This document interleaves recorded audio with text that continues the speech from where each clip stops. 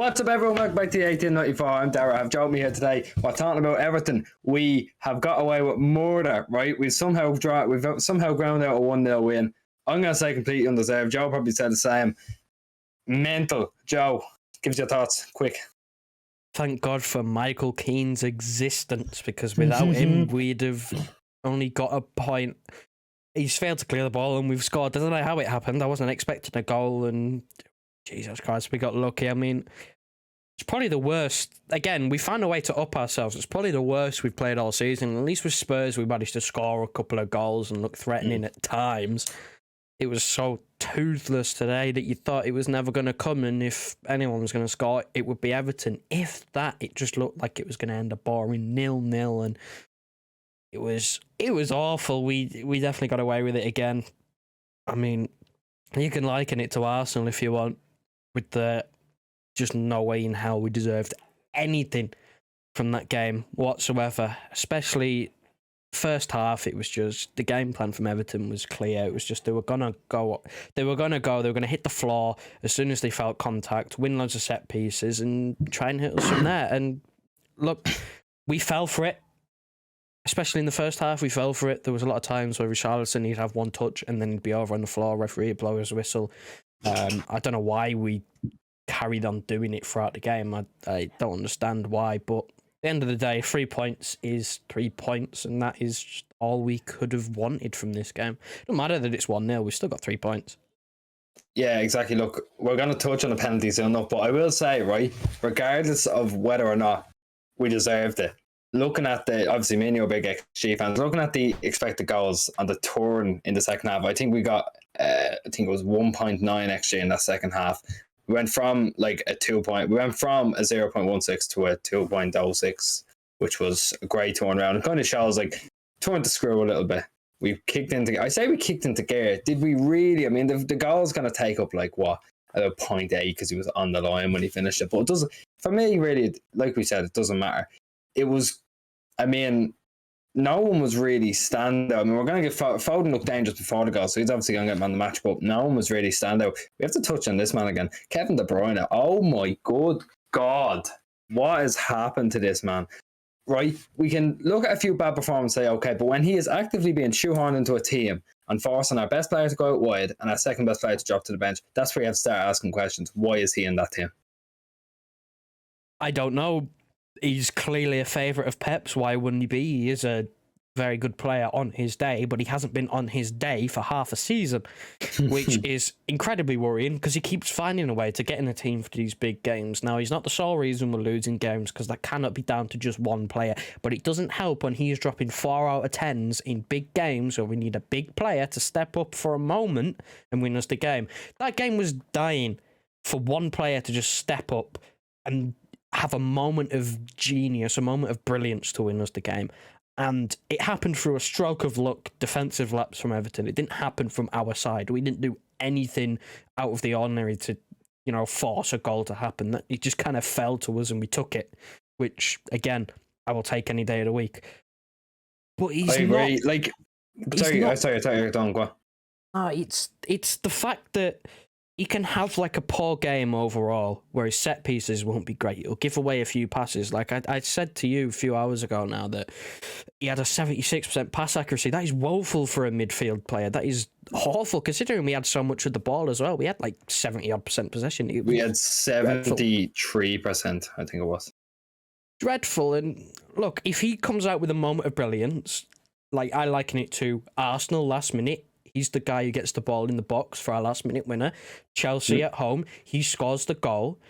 Then fine. If he scored the winner, I'd be A-okay. Yes, he had a poor game still, but if he scores the winner, I don't really care too much because he's come up with a moment of brilliance, which we know he can do, and that's fine. But he didn't today. There was no moment of brilliance.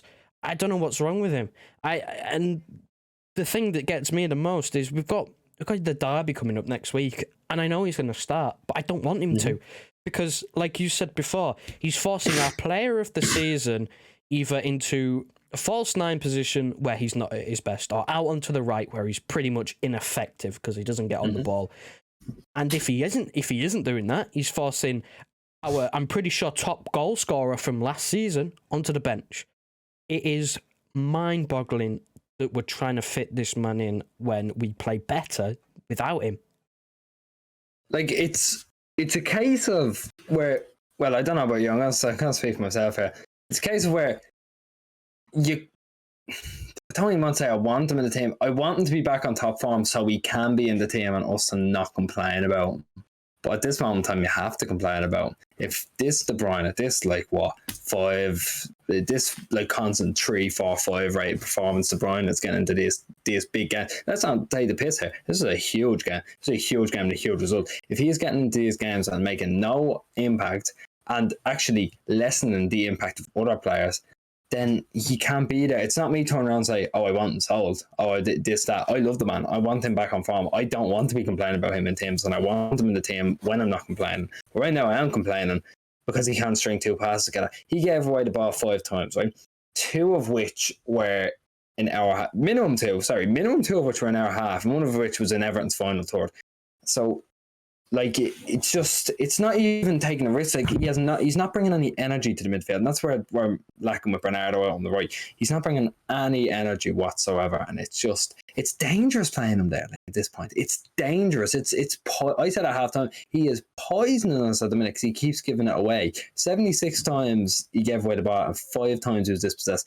You can't look at that and say he should be starting. If you have Bernardo in there. I remember last season, Joe, we had to grind out a win at Everton, 1-3-1. Yeah. Bernardo scored in that, right? And he played in midfield, and he was unbelievable in the midfield. I don't know why. Like, obviously, he might not have looked at it, because obviously it's a different manager, kind of a different setup. But I don't know why Pep's not looked at that and gone, well, he played there, let me keep him there. No, he's pushed him out wide to accommodate. Like, and obviously, you can say they play with the wide 8s anyway, the wide 10s, however you want to look at it, with someone else out there, which fair enough, Sterling and Foden took their turns out there, but it's still there was just such a lack of energy in the midfield without him there. Like, he needs to be playing that semi-deeper role, and he's not playing it. It can't be on. Like, I just thought overall, it can't just be said for De Bruyne, by the way. I didn't think Gundogan had a great game either. No one had a great game, but his was standout poor, I can say that. But we'll talk about the player ratings now. 1 sec, I just need to get them up in front of me again. So first off, right, give Edison an 8. He was fine. He made a couple of good saves. He made a save that led to a penalty shout, which we're going to talk about when we get on to Rodri. That was offside in the build-up. Cancelo got 6. He was dog. I really thought he was dog. I think the 6 is only brought up by the fact that we won, and the rest of the defence got 7. I thought it was, I think, again, even 7's are a bit much for them, Joe. I think, given the fact that you get a clean sheet, you get minimum 6. We've won and we've kept a clean sheet. You get a minimum 6. I think that should be unless you have a really poor game, of course, but I don't think any of them had any like standout poor games. I think Cancelo, like you said, was probably the worst out of the 4. He got done by Alex Iwobi of all people, which I think if you're being done multiple times by Alex Iwobi, you deserve a 6, you know, as like the highest you're ever going to get. No disrespect, of course, but no, complete disrespect to Alex Iwobi. It's catching. This crossing thing is catching. He keeps putting him in from really deep positions now, straight to the goalkeeper, and it's becoming a pattern. Like, we get onto De Bruyne about this. Cancelo cannot go without any blame for doing that whatsoever, considering he's starting to do it and he's continuing to do it. He's doing the same thing. I don't know. I genuinely don't know why he does it. Like, of course, he makes up for it at times because he will hit the byline and he will try and square one across. But he does need to cut out with this nonsense, just flinging him in for the sake of having him in the area. Like, that's not a way to go when you're drawing 0-0, especially from your fullback. You don't want him doing that. You know, he's a very technical player. I think when you see the lineup and you see 3 centre halves and Cancelo or right footer on the left, you go, oh, maybe he'll invert and help the midfield out. I don't know why that is not happening. Why he keeps just flinging him in the area from 30, 40 yards. Why doesn't he help the midfield? He's technically superb. He can do that. He did it last season. And then the 3 centre halves, obviously Stones at right back, I think they all ended up with like a 90 or above pass accuracy. I think Laporte had like a 100% pass accuracy, which, again, I thought in possession they were very comfortable. I thought on the transition they were a bit shaky. I still saw shades of Spurs there. I wasn't entirely comfortable at times, but again, clean sheet, they got the job done. That's all I can ask for, really. One thing I'll say about them is that Everton's press was great, and we still weren't really deterred by it. I thought that they were, like you said, their passing accuracy was so good. They weren't really, like, again, they were put under immense pressure, but they didn't fold. They didn't turn around and say, well, we're getting pressed here, let's shit ourselves. But like maybe towards the end of the game they did a little bit, but throughout the game I thought they were fairly calm when on the ball, like you said. And again, but to transition, you just need to keep an eye on it. I think Rodri gets a 6. He, in the first half, I thought he was fairly good. He made the most ball recoveries in that half. I think when I read the stat, it was like half an hour in. He made 4, which is really good. I thought he was a bit more clued in than the rest of them. But I mean, second half didn't have to do much because Everton sat back more. But the penalty, oh my Jesus Christ. I understand there's an offside in the build-up, right? I do understand that. But that's not why it wasn't given. So I can say that if that's why it wasn't given, which by letter of law, what the Premier League have said, that it wasn't in the red zone, which is equivalent of, like, judging off the diagram from here down, it's fucking here. Like, you may as well have hit there. If the offside isn't the reason they haven't given that penalty, then it's a stonewall penalty. But if they're going to turn around and say, well, there's an offside in the build-up, then it's not a penalty. I don't know what he's doing. I don't know why he's gone from having his arm there, which he has on the other side, to doing that. Yeah, asking for it to be given, and we are blessed that it wasn't given. Gundogan gets a 6. Again, I think that's a bit flattering. You know, me and Joe we're okay, Gundogan enjoyers here. He gets a 6. I'd be pushing for a 5. I thought he was dog as well. No, there were a couple of passes that just weren't there. I thought his movement was very poor. He looked like he was just kind of off the boil for the game. And look, we usually say operate in silence. Even the silent things we were doing were going out of play. So I wasn't very pleased with him today. The Bruyne gets a 4. I've already talked about him. I don't think I'll let you really talk about him. So you can have a little chat there, man. Rodri was, I mean, it's a shame about the penalty shot, which I'll give my take on in a minute, but I thought he was pretty good up until that point. I think he was breaking up enough Everton attacks for you to go, well, he's doing his job. He's, again, another player who was banging on 90% pass accuracy, which, again, is what you want from your defensive midfielder. It's what you want for them to be able to keep the ball. But the penalty it was offside, but the fact that they're saying it wasn't given because of the fact that it was inconclusive, really, I don't get it. I really don't get it. It was, for me, I was understanding that once I'd seen the screenshots at full time, Richarlison looked offside in that save Ederson had to make, and that was my understanding of the point. If it's not, then it's a penalty. It's hit him on the bicep. Like they say this shirt sleeve line is where the line is for the handballs. It's hit him on the bicep. It's come into contact with his arm, his skin. He may as well have caught. May as well have. I don't know what they're playing at, but I'm not a professional referee, so I can't really say much else apart from my opinion, which I thought it was a penalty. And then Gundogan, 6 could be generous. I just think he looked good on the ball. No end product, especially in the first half. Nobody had any end product. I don't know what the game plan was. We didn't get a touch. It felt like we didn't get a touch in their box. There was no, final ball, any delivery whatsoever. And he got taken off for when Mahrez and Jesus came on. I'm surprised he didn't take him and De Bruyne off and fully switch it up, because you could make a case for either. He was never taking De Bruyne off. No, he was never, but you could make a case for either. And then De Bruyne, I think we've said enough. And look, I don't know whether people know about who this is, Umir. I know you know who Umir is. I respect him a lot because he understands football a lot more than anyone. And he's been saying that De Bruyne hurts our transition. And I'm starting to see De Bruyne hurts our transition. I never used to criticise his lack of effort, his press. But his average position in the first half, or the first 30 minutes, was besides Rodri in almost a double pivot. And it looked like we were struggling when when we turned the ball over. So it's clear to see that De Bruyne does not fit in our best midfield. In our statistical best midfield, he doesn't fit in there. And you can shoehorn him in when he's playing well, but the fact of the matter is he's not playing well, so you can't just, fit him in. Yeah, I completely agree on that, man. I think his effort, I remember when we were watching some of the Premier League games that have just gone, I said his effort, like his pressing was good. That's all I could say. But I remember there were a few times we were breaking away. He thought he was moving fast. He was moving so slow. He was moving so slow and trying to get it out, trying to dish it out to the wide players. So it wasn't working. His defensive effort today as well. I know you just talked about him being sat in the pivot. His defensive efforts was nowhere. His defensive efforts were absolutely nowhere. There was a time when Iwobi skipped past Cancelo, and when he skipped past him, that's them two there. De Bruyne is down there at the bottom of the screen, just sitting there, just walking. It was disgraceful. I was fuming over it. It's not just the attacking output; it's the defensive output. Whereas, again, like I said, you're taking the energy out of Bernardo out of that, and you're ruining it. So it is. It ruins a fluid midfield. Like Bernardo and Gundogan, I think they complement each other so well. De Bruyne and Gundogan at the moment, not so much, and De Bruyne and Bernardo, not so much either. So, there's going to have to be some changes made in that midfield. Like I said, doesn't fit in the midfield, but he's going to play. He's going to play there for United. Hopefully, now Mahrez will play against United as well.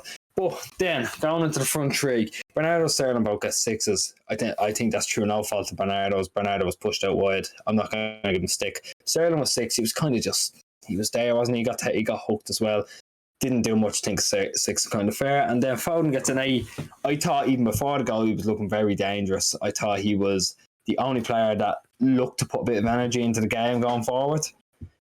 That's all I could say from up until the goal. I must say the goal, very simple goal, but you have to look at the reactions. The reactions, I think Dan said it in our general chat in the Discord, right? The reaction time for him to say, "Oh, Kane's made a fool of himself here. Let me just take this touch." The touch is fucking fantastic, and the finish is great. So he won us 3 points. I think he can get a 12 for that. So, Joe, before I wrap it up, tell us about the front three. What you think? I'll start with the positives in Foden. Negative part of his game was his starting position. I thought he looked anonymous on the right-hand side. I don't know why Pep's tried it. He didn't play there last season. I think he was there for Spurs and he didn't look great at all whatsoever. He's invisible there as well. And he moves out to the left and he looks a completely different player. He looks like he is going to be the guy who's going to supply us a moment. He gave Seamus Coleman. I know you like Seamus Coleman because Seamus Coleman looked like the best fullback in the world in that first half. Then he looked like Matt Doherty before today. Yeah, Foden gave him a nightmare. They were doubling up on him, and Wobie was back there helping defend, and it just wasn't a pretty sight. He hit the byline far too many times. His trickery, it was, again, he was going to supply us that moment, and he did. He reacted well to the mistake from Michael Keane, and he scored the goal. Again, he's the player who comes up with, I wouldn't even call it a moment. It was just a defensive lapse from Everton. It kind of just fell to him, and if he didn't score, I'd be concerned. Because it kind of just fell to him in the 6-yard box. But then we get on to our player of the season being Bernardo Silva and being moved, being sacrificed, being the sacrificial lamb to get an out of form and what looks to be a not fit De Bruyne. I don't get it, why he's moved on to the right. We did this when he was our player of the season, when we won the league a couple of years ago, when De Bruyne was injured and he came back and he was shoved on the right. He didn't look as good as he was in the midfield. I don't know why Pep's doing this. He's on the right, he's at false 9. Just stick him in the middle. Even if it push De Bruyne further forward, if you will. Just stick Bernardo, stick our player of the season in his preferred role where he's best, please. I think that should be common knowledge, and I don't know why it's not already, but I'm not Pep. He knows best. And then Sterling, he just kind of didn't take the game. He tried to run at players. He was getting doubled again, and he was kind of ineffective. I think, obviously, he's not going to keep his run of scoring game after game after game after game. That's not going to happen. But he's got to watch over his shoulder now because he has just worked his way back into this team. There's talks of a new contract and all that. But Mahrez has sat on the bench for the last couple of games and we have missed him so much that, I mean, with De Bruyne being an almost guaranteed starter despite form, he's got to watch himself because I think I was leaning towards maybe Foden dropping out, but he's gone and got us a winner today. So, Sterling needs to maybe up his game a little bit from now. But it seems so negative after we've won 1-0, but it almost doesn't feel like a win. Deep down, we are. It felt like a win, trust me. Deep down, we are so happy. We're happy, chuffed with this 3 points, but you can't just look at the positives of a win. You think this is bad, right? If you haven't watched the Tottenham review, watch it. We are going mad. You'll know the difference. But now we're really happy with the points. Yeah, no. Again, the 3 points was the most important thing because we needed to get back to winning ways after whatever happened at Tottenham, especially with the running now and Liverpool being so close, and Liverpool will have a game in hand again because they've got a cup final that no one cares about apart from this year because we're not in it. But big cup. Big cup. No, again, I'm happy with the 3 points, but again, you can't ignore the performances. They're just too glaringly obvious to just avoid talking about how poor we were again. Yeah, it'd be a lot easier if there were standout performances to analyse this game and say how good we were. It would be a lot easier, but there wasn't any standout performances, unfortunately. It doesn't matter anyway. 3 points again, like we said. We're going into the Cup on Tuesday? Yeah. We're going to the Cup on Tuesday. Hopefully Palmer will be back. Some in the squad, not in the squad, so some in the crowd today. But hopefully he'll be back in for it. I doubt it. But either way, let us know what you thought about it. It's a huge game. It's a game that champions win, and we won it. So we can go into the derby, hopefully a bit happier, a bit more optimistic. But we should bar them. Did you watch them today? Either way, we'll see you in the next one. Thanks very much for watching.